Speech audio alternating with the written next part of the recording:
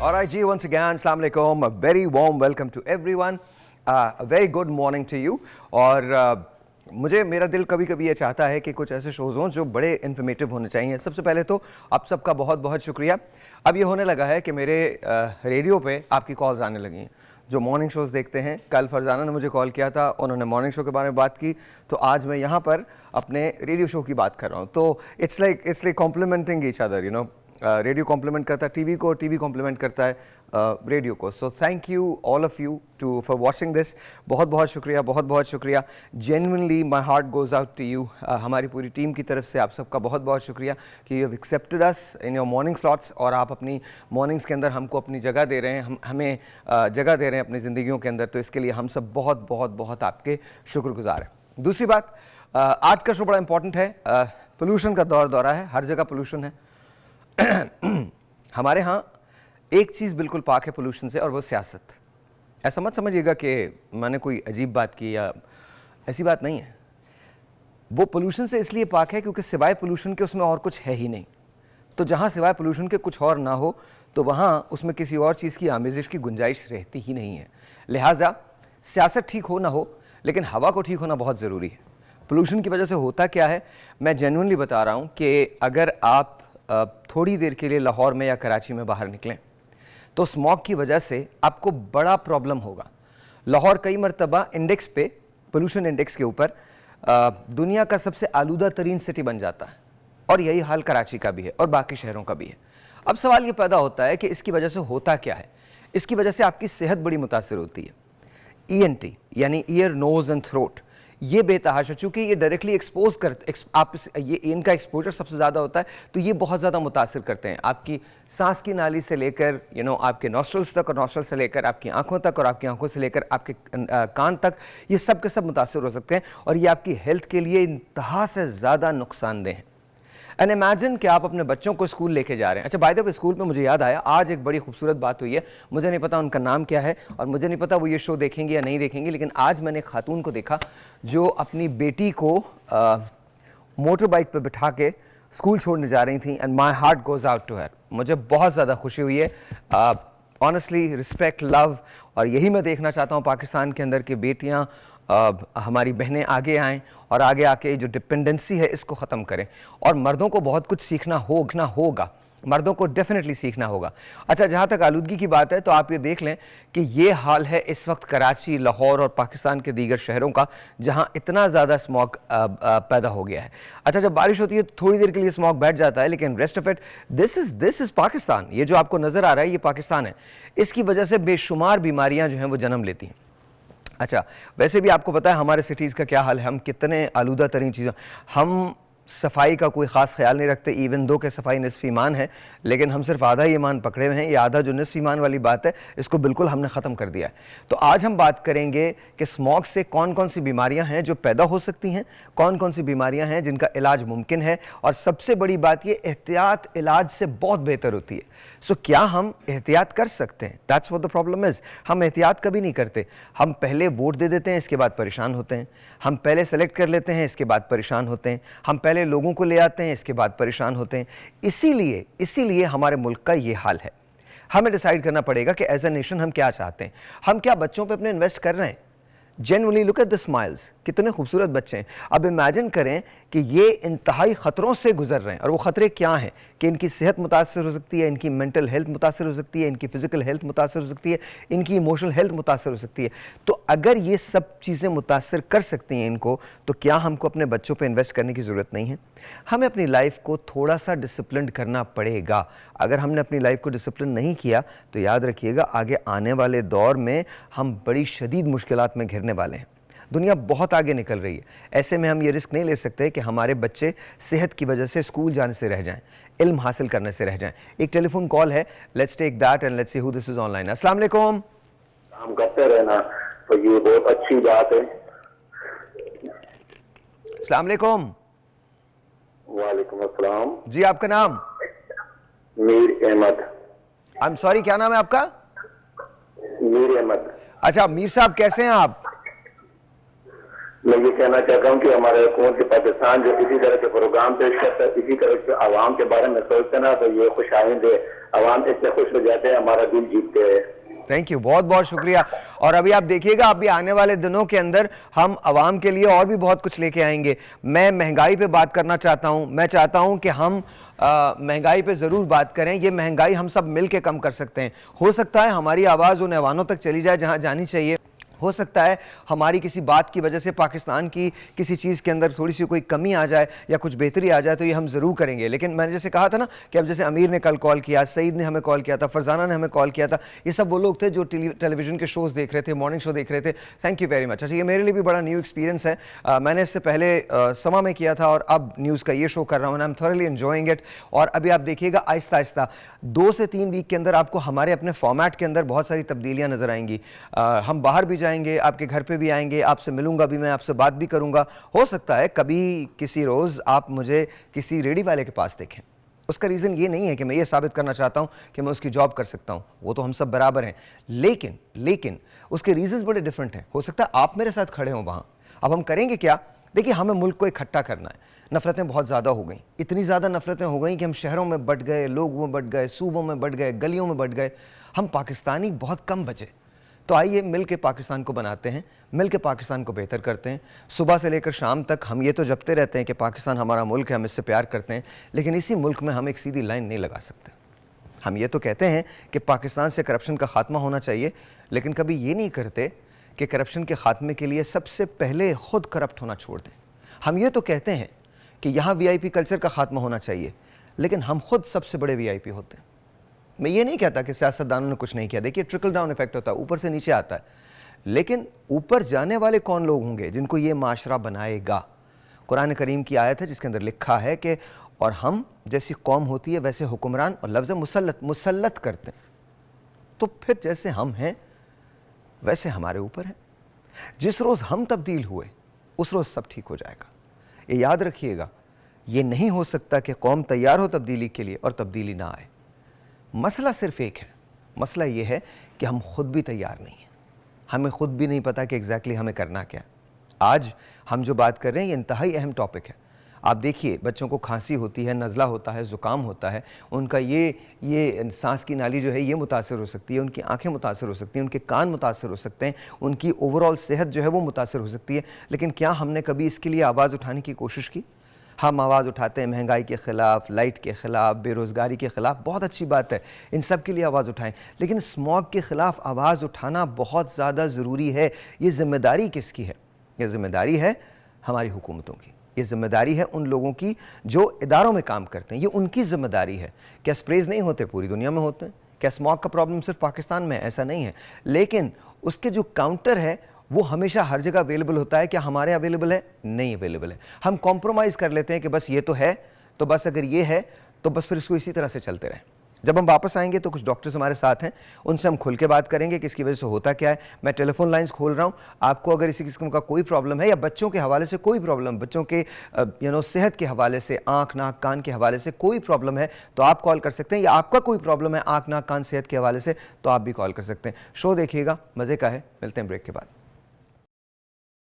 Once again जी, welcome back and I have got my esteemed guest with me, और कराची से भी हैं और लाहौर के अंदर स्टूडियोज़ के अंदर भी हमारे पास मौजूद हैं। सबसे पहले तो आप ENT स्पेशलिस्ट हैं डॉक्टर शौकत अली। अस्सलाम वालेकुम डॉक्टर साहब। कैसे हैं आप? बहुत बहुत शुक्रिया for being here on the show.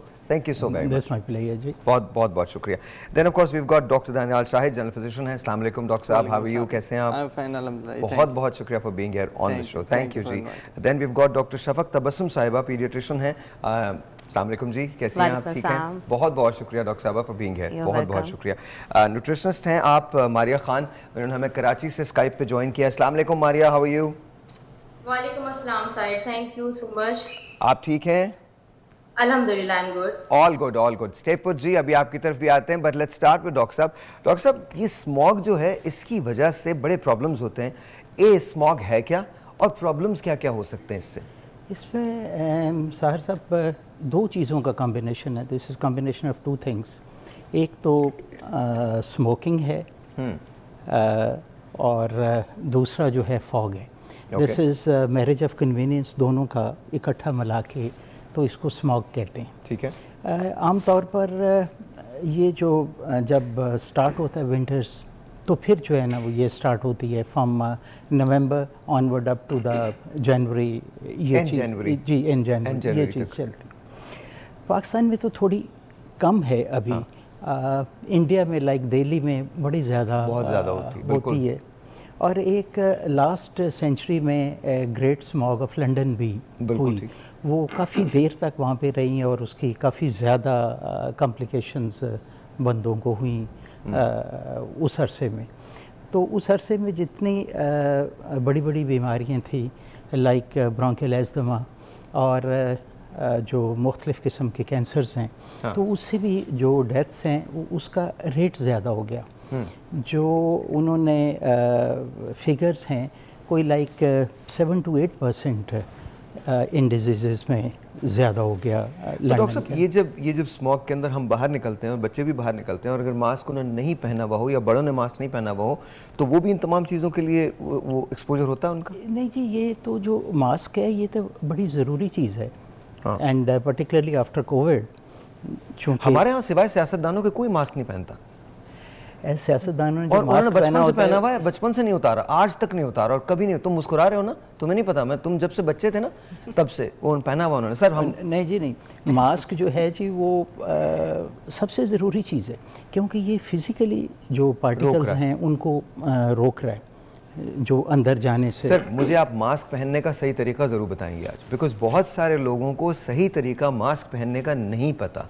ये कपड़े के जो आप मास्क बनवाते हैं, मुझे नहीं लगता कि वो बहुत ज़्यादा प्रोटेक्ट करते होंगे। नहीं, वो 50% से ज़्यादा आपको प्रोटेक्ट नहीं करते। नहीं कर सकते। जो आपका सर्जिकल मास्क है जो हम नॉर्मली इस्तेमाल करते हैं, वो भी कोई 75% तक आपको 80% तक प्रोटेक्ट करता है।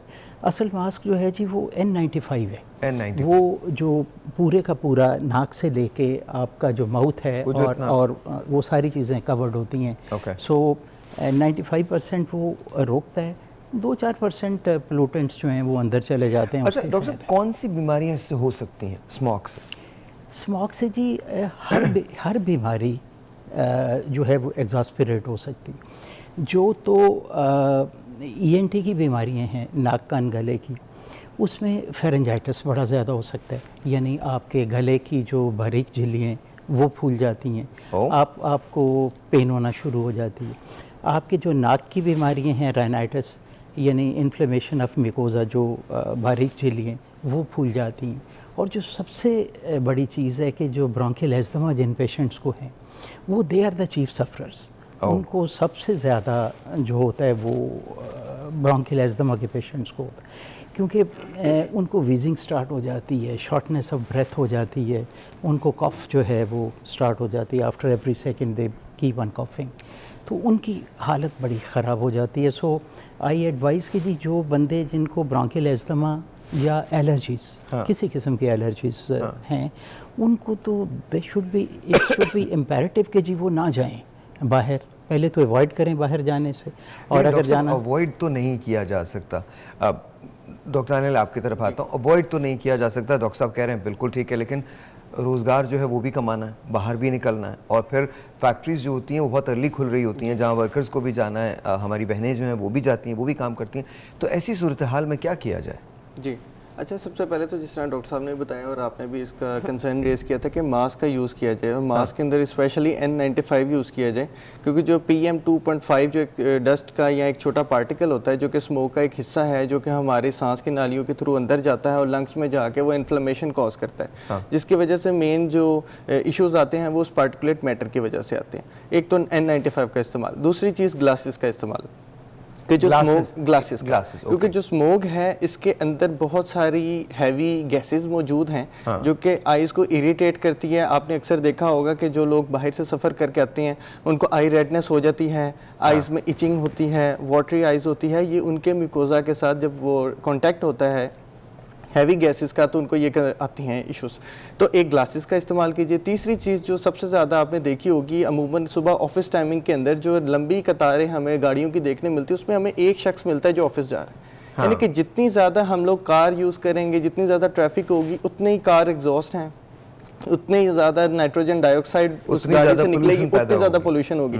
तो कोशिश करें कार पूलिंग की तरफ आएँ, मैस ट्रांसपोर्टेशन की तरफ आएँ, पब्लिक ट्रांसपोर्टेशन को इनकरेज किया जाए, राइड शेयरिंग को इनकरेज किया जाए कि अगर एक ही घर के अफराद अगर 3 से 4 लोगों ने ऑफिस जाना है तो कोशिश करें वो एक ही गाड़ी के अंदर सफ़र करें, ना कि हर कोई शख्स एक अलग अलग गाड़ी में जाए और इन द एंड वो हमारे इन्वायरमेंट के अंदर उतनी ही ज़्यादा नाइट्रोजन ऑक्साइड को वो फैला रहे हैं। डॉक्टर साहब, जैसे जब हम बच्चों की तरफ आते हैं तो बच्चों को कौन कौन सी जुमला बीमारियां हैं जो इसकी वजह से हो सकती हैं? जैसे सर ने ऑलरेडी इलेबोरेट किया है कि ब्रोंकियल एस्थमा का चांस बहुत ज़्यादा हो जाता है बच्चों में। अब हमारे बहुत सारे जो बच्चे हैं उनमें फेमिलियल प्री डिस्पोजिशन होती है, जेनेटिक प्री डिस्पोजिशन होती है टुवर्ड्स ब्रोंकियल एस्थमा। थोड़ा सा आम लोगों के बारे में बात करनी है, बिकॉज ये तो मुझे समझ में नहीं आ रहा, तो आई एम श्योर जो वहाँ बैठे होंगे वो तो बेचारे देख रहे होंगे साहिर भाई। हाँ जी, यही मैं आपको बता रही हूँ कि जिन बच्चों की फैमिली हिस्ट्री होती है ब्रोंकियल एस्थमा की, उनका तो वर्सन हो जाता है। लेकिन अनफॉर्चुनेटली ये जो एयर पोल्यूटेंट्स हैं including smoke and various gases, इनसे जिन बच्चों में ब्रोंकियल एस्थमा पहले कभी नहीं आया होता वो भी आना शुरू हो जाता है, मैनिफेस्ट होना शुरू हो जाता है। और कॉन्टिन्यूसली आप कह लें कि एक इरिटेंट जो है ना वो बच्चों को मिलता है, जिसकी वजह से नोज़ की लाइनिंग, अंदर से आपके फेफड़े, वो सारे अफेक्ट होते हैं। तो एक कॉन्टिन्यूस एलर्जी की और इरिटेशन वाली स्टेट रहती है। अच्छा, उसकी वजह से जाहिर है बच्चे ऑफ भी ले लेते होंगे, बच्चों की सेहत मुतासर होती है, बच्चों की स्कूल परफॉर्मेंस बहुत अफेक्ट होती है। और ये तो हम बात करें कि लंग्स को किस तरह से अफेक्ट करता है स्मोक जो है, इनफैक्ट स्टडीज प्रूफ कि बच्चों की डेवलपमेंट में, बच्चों के बिहेवियर जो डेवलप हो रहा होता है, पर्सनालिटी डेवलप हो रही होती है, वो भी बहुत ज़्यादा अफेक्ट होती है। तो अब बच्चे जो हैं इसकी वजह से इरिटेबल रह सकते हैं, उनके मूड के इश्यूज रह सकते हैं, टैंट्रम्स हो सकते हैं। और बच्चे, आपको पता है, उनका ब्रेन जो है वो एक ग्रोइंग स्टेट में होता है, तो डेफिनेटली स्मोक जो है बच्चों की ग्रोथ और डेवलपमेंट उसको भी अफेक्ट करती है। इसके अलावा आइज़ में बहुत इरिटेशन होती है। अच्छा, एक तो ये कि एक एलर्जी की स्टेट रहती है, दूसरा ये कि जो आपके बॉडी के नॉर्मल मैकेनिज्म्स होते हैं ना जो इन्फेक्शंस होने से बचाते हैं, जैसे हमारा नोज़ है या हमारे लंग्स है, उसके अंदर एक प्रोटेक्टिव लेयर होती है, उसकी लाइनिंग जो है ना उसमें प्रोटेक्शन होती है अल्लाह की तरफ से। लेकिन स्मोक जो है उन प्रोटेक्टिव मैकेनिज्म्स को भी स्नप करता है। दैट्स व्हाई बच्चे जो है ना वो फिर इन्फेक्शंस बहुत जल्दी कैच करते हैं। अच्छा डॉक्टर साहब, हमने नोज़ की बात की, थ्रोट की बात की, ईयर की क्या प्रॉब्लम्स हो सकती हैं? ईयर की असल में जी, ईयर के 3 हिस्से होते हैं, अंदरूनी, दरमियानी और बैरून। जो अंदरूनी और जो मिडल ईयर है उसके अंदर लाइनिंग होती है जिसे म्यूकोजा कहते हैं। उसका काम जो छोटे छोटे पार्टिकल्स हैं उनको अपने अंदर एब्जॉर्ब करना होता है। जब वो ड्राई हो जाती है तो वो अपना काम नहीं करती। जो उसका काम था कि जी वो इन्फेक्शन के जो पार्टिकल्स हैं, जो उसके जो जरासीम हैं, उनको रोकना बंद कर देती। सो पेशेंट जो है वो ससेप्टेबल हो जाता है किसी किस्म की भी एलर्जी से, किसी किस्म के इन्फेक्शन से। सो उसका इम्यूनिटी लेवल आहिस्ता आहिस्ता कम होना शुरू हो जाता है। सो वो पार्टिकल्स या वो जरासीम जो आम तौर पर वो रोक लेते हैं। क्या नॉर्मली उससे कानों में दर्द भी हो सकता है? कानों में दर्द हो सकता है जी, कानों में खुजली, इरिटेशन जो है वो सबसे बड़ी काज है। ये जो स्मोक के जो पार्टिकल्स हैं, जो स्मोक के अंदर पार्टिकल्स जो गैसेस हैं, नाइट्रस ऑक्साइड है, कार्बन मोनोऑक्साइड है, हाइड्रोजन सल्फाइड, ये जितनी गैसेस हैं ये बेसिकली इरिटेंट हैं। सो जब भी कान के अंदर ये चीज़ें जाएंगी तो इरिटेशन होगी। मारिया, मैं आपकी तरफ आता हूँ। फ़र्ज़ करें कि आप खुदा ना करे स्मोक से मुतासर होते हैं और आप बीमार हो गए, फ़र्ज़ कीजिए, तो न्यूट्रिशनली आप क्या कर सकते हैं, क्या उनको दे सकते हैं कि वो ज़्यादा जल्दी से रिकवर कर जाएं, because you are what you take in. तो ये मुझे बताइए कि किस तरह से इसको किया जा सकता है, कौन से ऐसे सुपर फूड्स हैं जिनको खाने के बाद मुदाफ़ियत जो है वो ज़्यादा बढ़ सकती है? साहिर, सबसे पहले तो बच्चों का मेटाबॉलिज्म मेंटेन होना बहुत ज़रूरी है। अगर बच्चों का मेटाबॉलिज्म अच्छा है, उनका डाइट अच्छा है, तो वो हर बीमारी से लड़ जाते हैं। दूसरी आपने बात कही कि फूड और डाइट क्या लेना चाहिए, तो आप नट्स और सीड्स का इस्तेमाल हम बच्चों में बिल्कुल भी नहीं करते हैं, इवन किसी भी एज में नहीं करते हैं। सबसे पहले तो ग्रेविटी और नेचर को इंट्रोड्यूस कराना बहुत ज़रूरी है कि बच्चों में एक इम्यून सिस्टम स्ट्रॉन्ग बने और वो इन सारी बीमारियों से लड़ सके। लेकिन देखिए ना, अगर स्मोक जैसी चीज़ की शिकायत है अब ये एक ऐसी चीज़ है जिसके अंदर इम्यूनिटी का तो दखल होता है, but at the same time आपका एक्सपोजर बिल्कुल है, और उस एक्सपोजर की वजह से आपको बहुत सारी कॉम्प्लिकेशंस हो सकती हैं। तो इम्यूनिटी बढ़ाने के लिए हम क्या कर सकते हैं? कोई ऐसे सुपर फूड्स हैं, कोई ऐसा ब्रेकफास्ट है, कोई ऐसी इवनिंग वो है जिसको खा के वाकई आप इससे ताकत से लड़ सकें? देखिए, सबसे पहले तो सुपर फूड, नेचर से तो आप अच्छा फूड नहीं बना सकते ना, नेचर से ज्यादा अच्छा सप्लीमेंट तो मेडिसिन हम नहीं बना सकते। तो सबसे बेहतर सुपर फूड तो हमारे पास नट्स हैं, क्या कहते हैं, फ्रूट्स हैं, वेजिटेबल्स हैं। उसके बाद अगर हम मीट पर आ जाए तो यखनी है, आप बकरे की यखनी ले सकते हैं, चिकन की यखनी ले सकते हैं, और गाय की यखनी ले सकते हैं। डिफरेंट उससे आप हासिल कर सकते हैं सुपर फूड। ओके ओके, किसी सप्लीमेंट का नाम नहीं है। सुपर फूड वो एंजाइम है जो हम नेचर और ग्रेविटी से कंज्यूम कर रहे हैं। ऑलराइट जी, मैं एक छोटा सा ब्रेक लेता हूँ। ब्रेक के बाद डॉक्टर साहब थोड़ा सा मैं मोड़ूंगा। फ़र्ज़ कीजिए जैसे मारिया कह रही हैं आप नेचर के फूड्स लें, बट हमारे मुल्क में इन दिनों, मैं बहुत खुल के बात कर रहा हूँ, हमारे मुल्क में इन दिनों गुर्बत बहुत है, ठीक है? तो क्या प्रिकॉशंस हो सकते हैं, क्या मेजर्स हो सकते हैं, हम उसके बारे में बात करेंगे। बिकॉज देखिए, हर आदमी, with all due respect to everyone and to specially our politicians, आपने जो मुल्क का हाल कर दिया है ना, हर आदमी सब कुछ अफोर्ड नहीं कर सकता। ये बातें हम टेलीविज़न पे तो ज़रूर कर लेते हैं कि हम ये भी कर सकते हैं, वो भी कर सकते हैं। जिस मुल्क में 8-8 घंटे लाइट चली जाती हो, जहाँ बिजली का बिल गलत आता हो, जहाँ टेलीफोन कंपनीज आपको ओवरचार्ज करती हों, जहाँ आपके स्कूल बंद हैं और आपके बच्चों की फीसेस ली जाएं, जहाँ हम एक सीधी लाइन ना बना सकें, जहाँ वोट उन लोगों का भी पड़ जाता है जिनकी वफात हो चुकी है, जहाँ, वहाँ हम क्या कह रहे हैं? बात करते हैं, कोई हल निकालते हैं कि स्मॉग से आप लड़ेंगे कैसे। ब्रेक के बाद। ऑलराइट जी, डॉक्टर जवेरिया ने हमें ज्वाइन किया। अस्सलाम वालेकुम जी, कैसी हैं आप? ठीक हैं? Thank you so much. बहुत बहुत शुक्रिया आपका भी आने का। बहुत हम स्मॉग के बारे में बात कर रहे हैं, पोल्यूशन की बात कर रहे हैं, सियासी पोल्यूशन की बात नहीं कर रहे, पोल्यूशन की बात कर रहे हैं। Only talking about pollution. बिल्कुल, पोल्यूशन जो हमारे फिजा में है, बिल्कुल ऐसे ही वो है। काश मैं ये ना पॉलिटिकल शो कर रहा होता इस वक्त, पोल्यूशन पे इतनी चीजें मेरे जहन में आ रही हैं। ओफ। डॉक्टर साहब, कमिंग बैक, सबसे पहले तो मैं रिक्वेस्ट करना चाहता हूँ, दिस इज़ वेरी इंपॉर्टेंट, खुदा का वास्ता ये मास्क है, इसका इस्तेमाल ज़रूर करें। हमने N95 नहीं मंगाया क्योंकि मुझे पता है आप लोग इस्तेमाल नहीं करेंगे N95, आप लोग इस्तेमाल करेंगे यही वाला मास्क, इसे सर्जिकल मास्क कहते हैं, और ये नॉर्मली मिल जाता है बाजार में बहुत आराम से मिल जाता है डॉक्टर साहब। तो अब आप इसको देखिए, ये भी देख लीजिए कि इसका कौन सा हिस्सा बाहर रखना है, कौन सा हिस्सा अंदर रखना है, इसके पहनने का तरीका क्या है। प्लीज़ ये वाला हिस्सा जो है ये ब्लू है, ये वाला हिस्सा जो है ये अंदर से ये वाइट है। तो डॉक्टर साहब ये मैं आपको दे रहा हूँ। ये इसका ये है कि जी this is normal surgical mask. Okay, इसमें से ये है कि आपका नोज़ और माउथ ये दोनों कवर होने चाहिए। ठीक है। This is a wrong method of wearing a mask कि जी आपका नाक जो है एक्सपोज है। ये पुट इट लाइक दैट, इसको थोड़ा सा नीचे करें।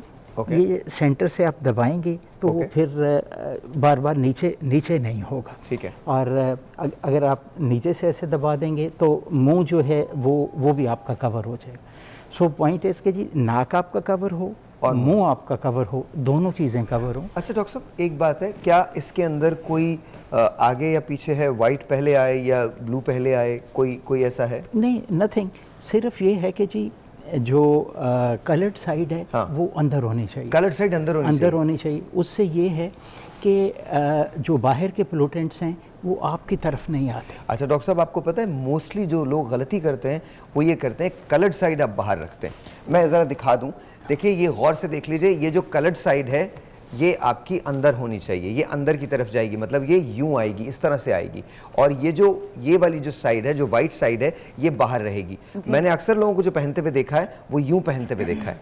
ये तरीका ठीक नहीं है, ये तरीका ठीक नहीं है। आपकी जो कलर्ड साइड है वो अंदर की तरफ होगी और जो वाइट साइड है वो बाहर की तरफ होगी। And it should cover both of the things, nose and throat, ताकि कोई चीज़ बाहर से अंदर जा ना सके। और ये भी सुन लीजिए, डॉक्टर साहब ने बड़ी अच्छी बात बताई है कि अक्सर लोग यहाँ पे रख लेते हैं मास्क को, कोई फायदा नहीं है अगर आपके नॉस्ट्रल्स जो हैं वो एक्सपोज हों, तो उसकी वजह से ऐसी बात है। अच्छा, एक तो हमने बात की थी लंग कैंसर की। जी सर। लंग कैंसर के अलावा क्या हो सकता है और क्या बीमारियां हैं जो हो जाती हैं? जी, सर अगर स्मोक की बात की जाए तो मैंने जिस तरह से आपसे अर्ज़ की थी कि इसके अंदर हैवी गैसेस मौजूद हैं, डिफरेंट टाइप ऑफ पार्टिकल्स मौजूद हैं जिसको हम पार्टिकुलेट मैटर 2.5 के तहत कहते हैं, जो एयर पोल्यूशन के अंदर मौजूद है।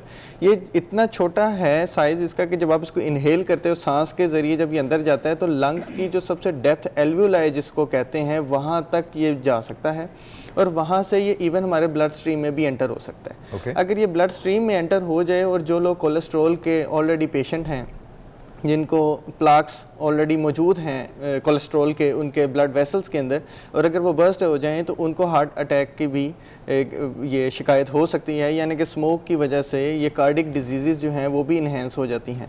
हार्ट अटैक जी बिल्कुल हो सकती हैं, कार्डियोवैस्कुलर डिजीज़ इन्हेंस हो जाती हैं, हार्ट अटैक हो सकता है, इवन सडन हार्ट फेलियर तक बात जा सकती है। देखिए, जो सबसे पहला तरीक़ाकार होगा वो ये होगा, जब भी आप बाहर निकलें स्मोक की सूरत में तो आप अपने चेहरे को कवर कर लें, अपने नॉस्ट्रल्स को, इसको कहीं ना कहीं थोड़ी बहुत तो बचत आपको प्रिवेंशन तो मिलेगी उससे। बिल्कुल नहीं डेफिनेटली इससे जो बड़ी ज़्यादा जो पार्टिकल्स हैं वो रुक जाते हैं। हाँ हाँ। जो बहुत छोटे पार्टिकल्स हैं वो तो उसको तो शायद सर्जिकल मास्क जो है वो नॉर्मल ना रोक सके एक्सेप्ट N95, लेकिन ये मास्क भी इफेक्टिव है नॉर्मल पोल्यूटेंट्स के। नॉर्मल इसलिए something is better than nothing.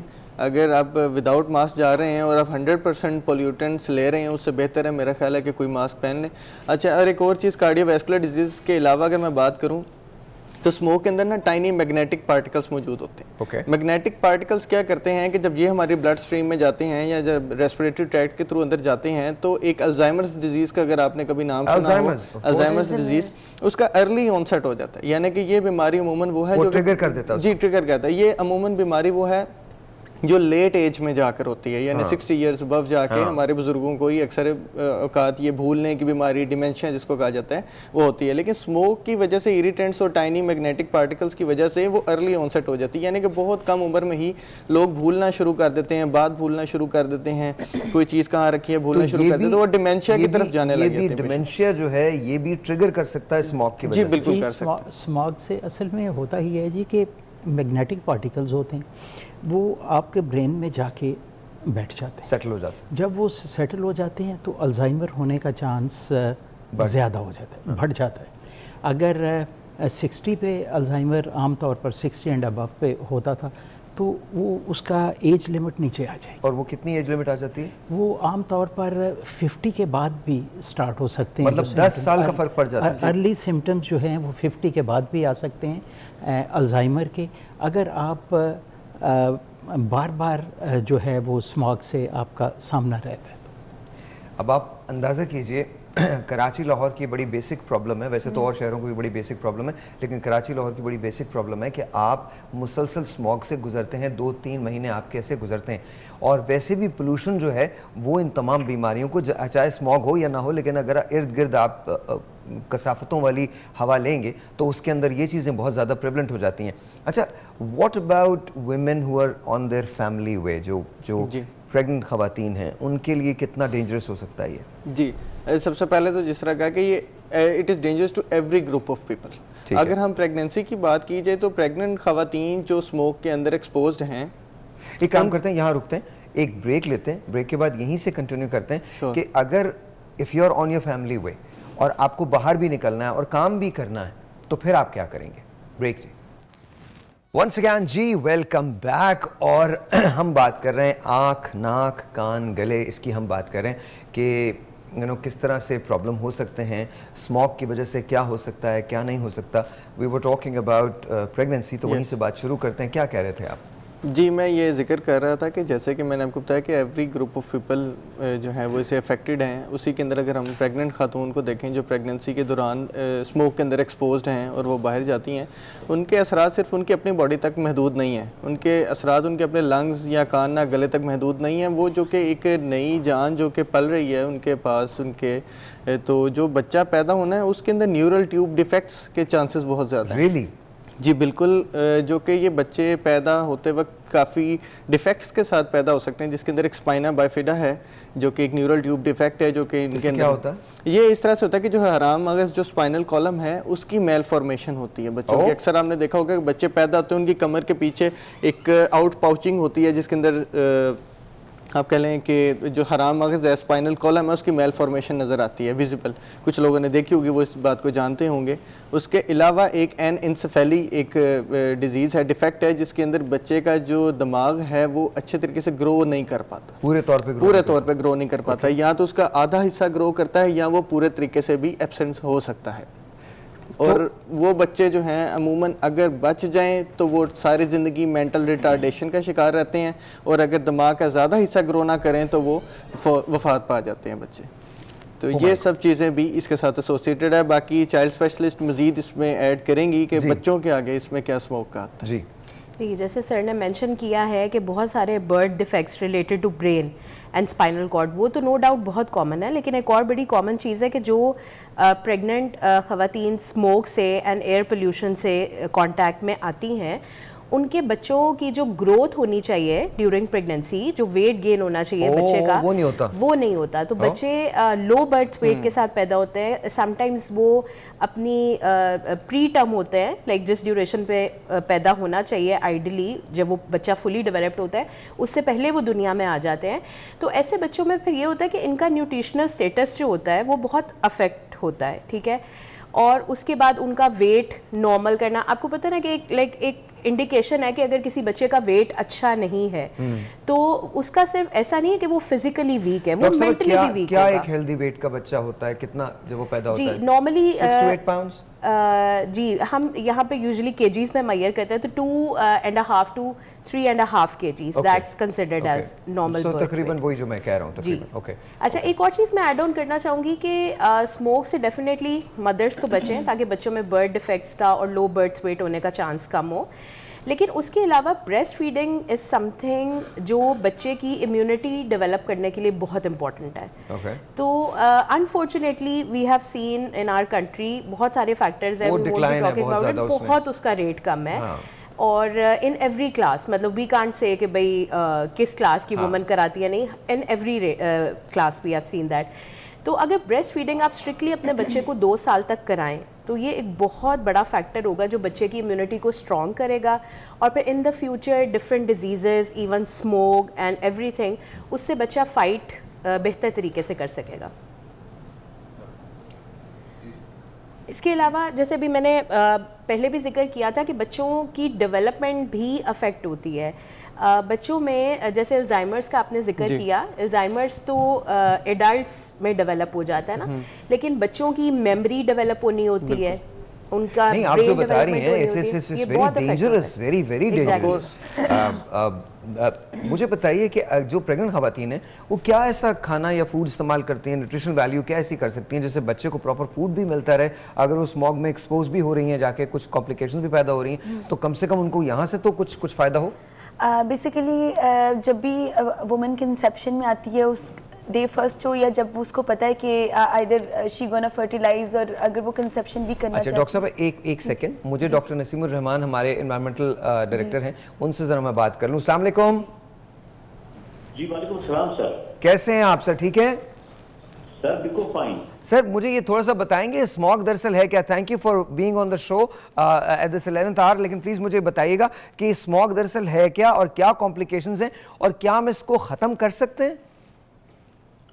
देखिए सर, पहली बात तो ये एक टर्मिनोलॉजी है, जब फोग बन जाती है ना धुंध, जी जी, उसके साथ जब स्मोक मिल जाए तो ये एक टर्मिनोलॉजी, उसको स्मोक कहते हैं। अब दूसरा जो है कि ये इसके अवामिल क्या है और ये खत्म हो सकती है या नहीं, इसके 3 अवामिल हैं। एक तो हमारे इंटरनल फैक्टर्स हैं जी, जो हमारी फैक्ट्रियां हैं, जो स्टबल बर्निंग है, जो गाड़ियों का धुआं है, जो कूड़े को हम आग लगा देते हैं, डस्ट पोल्यूशन है, ये सारी चीजें। ओके। और दूसरे एक्सटर्नल फैक्टर्स हैं, जैसे इंडियन साइड पे आग लगती है, जो उनके 285 पावर प्लांट है, उनकी विंड डायरेक्शन हमारी तरफ होती है, जो वो के साथ से हमारी तरफ आती है, तो ये एक्सटर्नल फैक्टर्स है। ओके। और तीसरा इसका नेचुरल फैक्टर्स है। ओके। ये आज से कुछ साल पहले नहीं हुआ करती थी स्मोक का इशू। जी बिल्कुल नहीं होता था। ड्यू टू क्लाइमेटिक चेंजेस, जो हमारी फोग है, ये फोग पहले दिसंबर में या जनवरी में हुआ करती थी, 20-21 दिसंबर से 10-15 जनवरी तक। Okay. वो 2016 में ट्रेवल करके due to climatic changes first week of December में चली गई। वहां पे भी हमें प्रॉब्लम नहीं है। ओके लेकिन 2017 में ये ट्रेवल करके फर्स्ट वीक ऑफ नवंबर में आ गए। ओके ये वो टाइम है जब इंडियन साइड पे और पाकिस्तान साइड पे बाकी के साथ में तो पूरा साथ होती है गाड़ियों का धुआं और फैक्ट्रियों का धुआं वगैरह वगैरह, भट्टे वगैरह। हाँ लेकिन ये वो टाइम होता है जब 25 या 26 अक्टूबर से लेकर 15-20 नवंबर तक स्टबल बर्निंग दोनों साइडों पे अरूज पे होती है, ओके इंडियन साइड पे भी और हमारी साइड पे। ओके और क्योंकि धुंध पीछे ट्रेवल करके आ गई तो उस वजह से फिर ये एक प्रॉब्लम आ गया कि आंखों में इसकी निशानी होती है। जिस दिन स्मोक उस दिन आप आंखों में चुभन सी होती है आप, और एक आंसू से निकलते हैं आंखों से, और इस तरह। और दूसरा प्रॉब्लम ये हुआ कि एयर क्वालिटी इंडेक्स जो है, हाँ अगर स्मोक ना भी हो तो air quality index due to ये जो धुआं निकलता है, आपका एक खेत में जब धुआं आग लगती है तो पूरे बादल सा होता है। कभी आप ड्राइव करें मोटरवे के साथ, कभी कहीं पे भी, तो एक बादल सा आसमान पे होता है। तो जब हजारों एकड़ के ऊपर, लाखों एकड़ के ऊपर ये आग लग जाती है तो इसका एक बहुत बड़ा इम्पैक्ट आप ये कह रहे हैं, दिनों में आर्जी तौर पे आता है। आप ये कह रहे हैं कि जो फसलों को जलाया जाता है उसकी बात कर रहे हैं आप? उसकी बात मैं कह रहा हूँ कि ये जो एयर क्वालिटी इंडेक्स हमारा राइज करता है आर्जी तौर पे। लेकिन सर एक सवाल है मेरा, वो ठीक है, लेकिन मुझे बताएं कि कराची में तो फसलें नहीं हैं, इर्द गिर्द भी फसलें नहीं है, तो वहाँ फैक्टर्स क्या होते हैं? वहाँ आप ये कह रहे हैं कि वो जो दूसरी फैक्ट्रीज हैं जो हिंदुस्तान की तरफ से आती हैं, वो उसका धुआं होता है? मतलब क्या, आई डिडंट अंडरस्टैंड दैट। देखिए, मैंने दो बातें की कि इंटरनल फैक्टर्स है। हाँ, हमारे लाहौर की जरा हालात मुख्तलिफ हैं, कराची के हालात मुख्तलिफ। बिल्कुल बिल्कुल। पोल्यूशन कराची में भी है, पोल्यूशन कराची की है, वहाँ ट्रैफिक पोल्यूशन देखे ना, स्टडी है FAO की, वो कहती है कि जो हमारा ये जो अर्बन जो हमारी तरह की पोल्यूशन है उसमें 43% कंट्रीब्यूशन ट्रैफिक पोल्यूशन का है। बिल्कुल ठीक है। फिर 20-22% के करीब इंडस्ट्री आ जाती है, भट्टे आ जाती है उसमें, फिर स्टबल बर्निंग आ जाती है और दूसरे दीगर अवामिल आ जाते हैं। तो वो कराची के हालात मुख्तलिफ हैं। हमारा जो यहाँ पे एयर क्वालिटी इंडेक्स जो राइज करता है, मैंने अर्ज किया, आप अगर अक्टूबर, हर साल के अक्टूबर के अवाइल का एयर क्वालिटी इंडेक्स देख लें और नवंबर के एंड का देख लें तो वो 100 और 150 की रेंज में होता है। ओके, अच्छा लेकिन नसीम ये भाई, जो पीरियड है दरमियान में जो स्टबल बर्निंग वाला है, इसमें एयर क्वालिटी इंडेक्स राइज करके 150 से 450-500 तक चला जाता है। अच्छा नसीम भाई, ये बताइए इस पे काबू कैसे पाया जा सकता है? कोई तरीक़ेकार है या हमारी एनवायरमेंटल एजेंसीज जो हैं वो क्या कहती हैं? कोई उनके पास ऐसे प्रोटोकॉल्स हैं जो लिए जा सकते हैं? क्या किस तरह से किया जा सकता है? बिल्कुल किया जा रहा है। हुकूमत बड़ी सीरियसली इस पर काम कर रही है। जितनी हमारी इंडस्ट्री है, हाँ, जो प्रॉब्लमेटिक इंडस्ट्री है, हाँ, उसको हमने पाबंद बना दिया है कि वो अपनी फैक्ट्रियों में एमिशन कंट्रोल सिस्टम लगाएं। जैसे कार साइलेंसर के बगैर नहीं चल सकती, इंडस्ट्री एमिशन कंट्रोल सिस्टम के बगैर नहीं चल सकती। ठीक है। और साथ ही हुकूमत पंजाब ने 2 अरब रुपए इसके लिए मुख्तस कर दिए थे कि अगर किसी के पास पैसे नहीं है लगाने के लिए तो वो सॉफ्ट लोन ले सकते हैं। ओके। अब इस वक्त तकरीबन 80% जो हमारी इंडस्ट्री है जो ऐसी प्रॉब्लमेटिक थी, उसमें ये एमिशन कंट्रोल सिस्टम या लग चुके हैं या लगने के मराइल थे। ओके। दूसरा इशू था भट्टा, ईंटों का भट्टा, ब्रिक किट। ये बहुत बड़ा प्रॉब्लम था। ये आपको पता है अल्हम्दुलिल्लाह अब तकरीबन 70% ये जिग जैग मेथोडोलॉजी पे कन्वर्ट हो गए। और अगर जिग जैग वाला भट्टा आप देखें तो उसमें ऊपर से व्हाइट कलर से धुआं यानी स्टीम सी नजर आती है आपको। बिल्कुल बिल्कुल। यानी मौजूदा भट्टे का जो कंबस्शन सिस्टम है उसको इम्प्रूव किया गया। ये नेपाल में इनिशियली हुआ था, जिसको फिर हमने उनसे ट्रेनिंग ली और यहाँ भट्टों को हम उसके ऊपर कन्वर्ट करवा रहे हैं। तो वो फैक्टर भी काफी हद तक अलग फसल से एड्रेस होता जा रहा है। ओके। तीसरा इशू जो है वो था ट्रैफिक का। पहले आपको पता है बहुत ज्यादा ये जो 2 स्ट्रोक इंजन रिक्शा था उसका धुआं और फट की आवाज होती थी, वो स्विच ओवर हो गया टू द 4 स्ट्रोक इंजन। और जितनी गाड़ी सर पाकिस्तान में मैन्युफैक्चर हो रही है, इधर वो कार है, बस है, ट्रक है, कोई चीज भी है सिवाय ट्रैक्टर के, वो सारी यूरो स्टैंडर्ड्स की तरफ बनी है, यूरो 2, 3, 4। ओके। लेकिन सिर्फ हमें प्रॉब्लम क्या हो रहा है कि आज से 20 साल पहले का कंपैरिजन अगर आज के साथ करें तो उस वक्त आबादी कम थी, गाड़ियां हम कहा करते थे कि 9 लाख गाड़ी ट्रैवल करती है लाहौर शहर में मोटरसाइकिल से मिला के बड़ी गाड़ियों पर। ओके। आज 67 लाख मूव करती है गाड़ी लाहौर के अंदर। तो वो नंबर ऑफ व्हीकल्स बहुत बढ़ गया, गो कि उनकी टेक्नोलॉजी बेहतर होती है, जाहिर उसमें पुरानी की है, नई की है। तो एक तो ये जो नंबर ऑफ व्हीकल्स बढ़ गया है, आबादी जो हमारी बढ़ती जा रही है, बेसिकली उसके साथ ये सारी चीजें लिंक्ड है। तो ये मसाइल है, लेकिन हुकूमत कोशिश कर रही है कि जो जो इसमें अवामिल है, गाड़ियों का मैंने अर्ज किया कि गाड़ी अच्छी टेक्नोलॉजी के साथ नई मैन्युफैक्चर हो रही है। अच्छा, ये मुझे बताएं, मतलब अवाम से नसीम भाई आप क्या कहेंगे कि वो किस तरह से प्रिवेंशन की तरफ जाए, क्या करे, कोई उनको प्रिकॉशन या प्रिकॉशनरी मेजर्स आप उनको बताएंगे?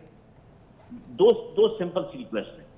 पहली बात तो है कि इंडिविजुअल लेवल पे हम इसमें कंट्रीब्यूट न करें। जैसे हम अपने घर का कूड़ा निकाल के बाहर फेंकते फिर उसको आग भी लगा देते, हाँ, यानी कि उसमें प्लास्टिक होता है जिससे डाई ऑक्सीजन गैसेज प्रोड्यूस होती है। ये काम हम ना करें इंडिविजुअल लेवल पे।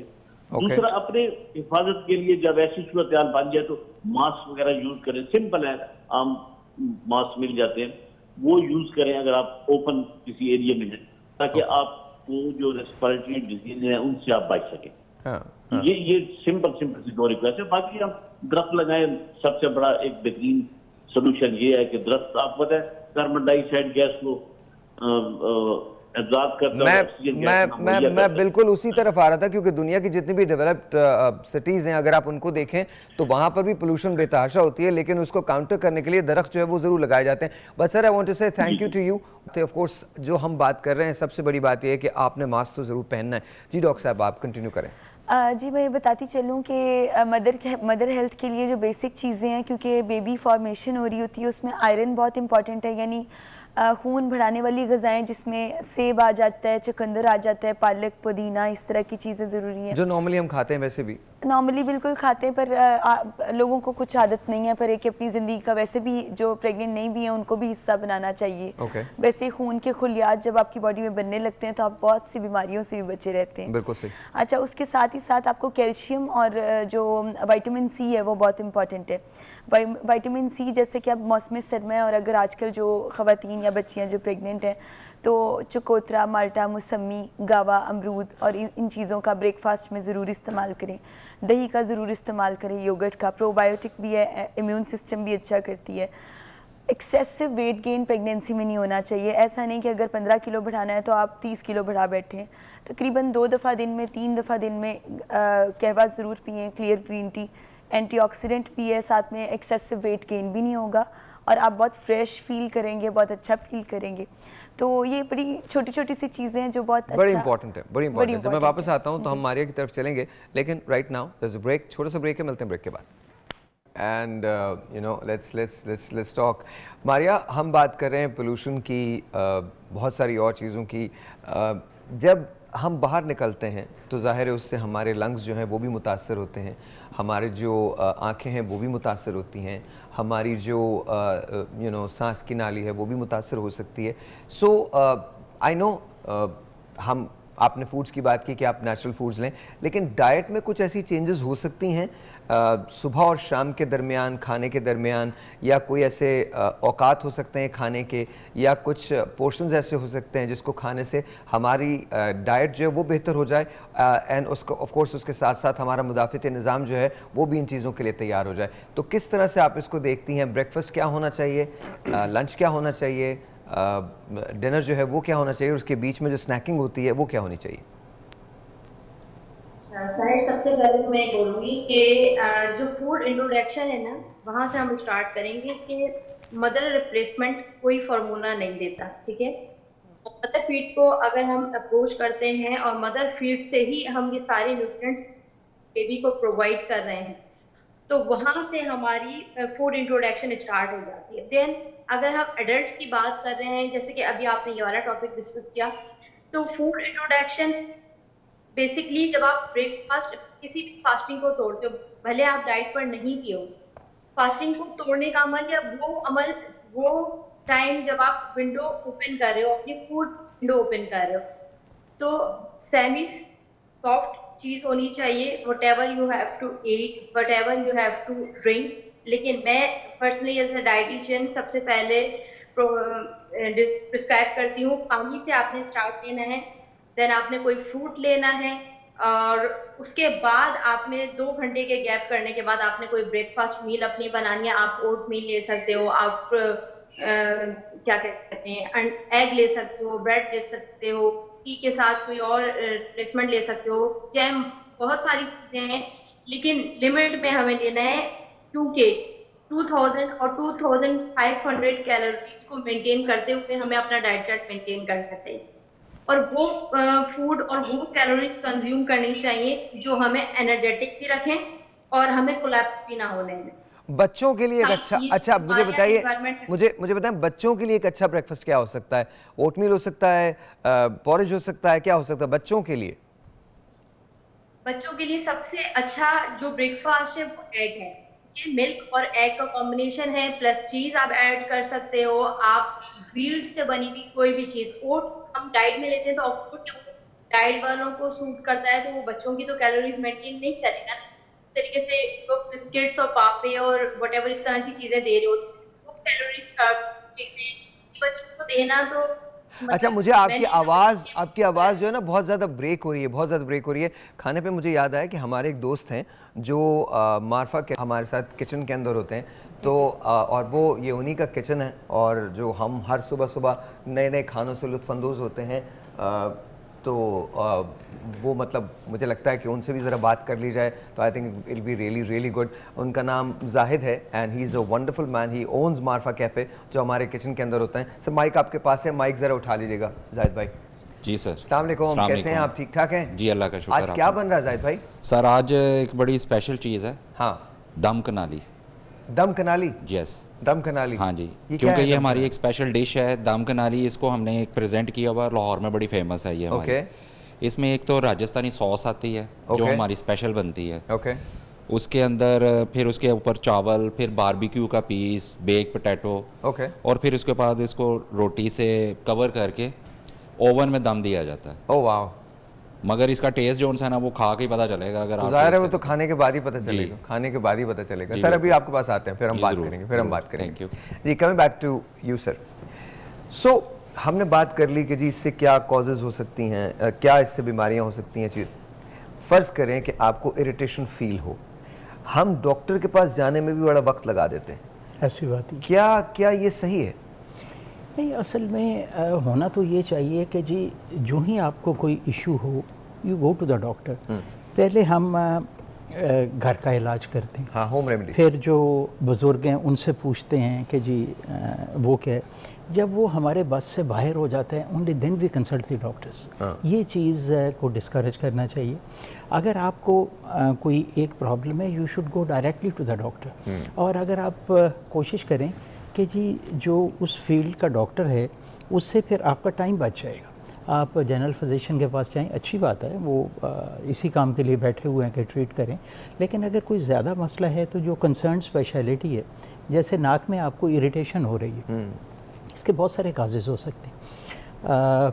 मिकोज़ा आपका डैमेज, स्मॉग कुड बी, जी, तो स्मॉग जो है उसका एक फैक्टर है। लेकिन उसके अलावा जो नॉर्मल पोल्यूटेंट्स हैं जैसे मिट्टी है, गर्दो गुबार है, धुआं है, परफ्यूम एंड स्प्रे, सबसे बड़ा जो काज आजकल जो लेटेस्ट काज है वो परफ्यूम एंड स्प्रे है। Really? उससे एलर्जीज़ बड़े लोगों को हो रही हैं, इरिटेशन हो रही है। वो आप अच्छा, हमारे यहाँ जो ये गूगल डॉक्टर्स हैं या जो होम डॉक्टर्स हैं जिसके अंदर अगर आपको इरिटेशन हो रही है तो आपने उसकी कोई दवा ले ली, एंटी एलर्जी ले ली, या बुखार हो रहा है तो आपने पैनाडोल फाँक ली, तो ये क्या चीज़ें हैं? ये होना चाहिए? आई डोंट थिंक कि जी ये जस्टिफाइड है, क्योंकि जी बुखार है फ़र्ज़ करें किसी पेशेंट को, तो उसके बहुत सारे काजेज़ हैं। आपको काज पे जाना चाहिए बजाय इसके कि इफ़ेक्ट पे जाएं।